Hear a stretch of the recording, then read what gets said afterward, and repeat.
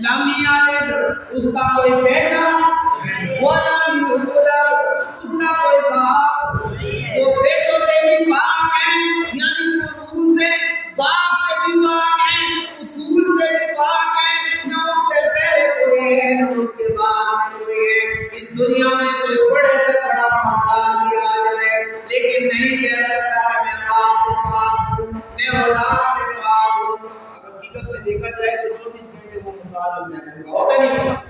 ہاں، تو بہرحال فرمایا کہ بیٹوں سے بھی پاک ہے، باپ سے بھی پاک ہے۔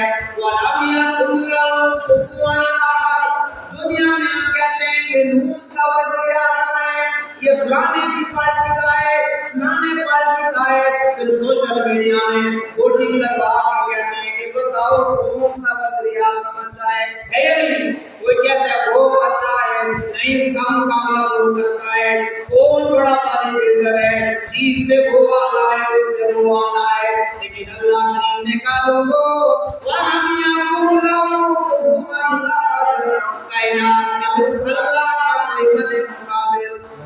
اللہ اکبر۔ یہ سورۃ الاخلاص کی میں نے آپ کو کیا کہتے ہیں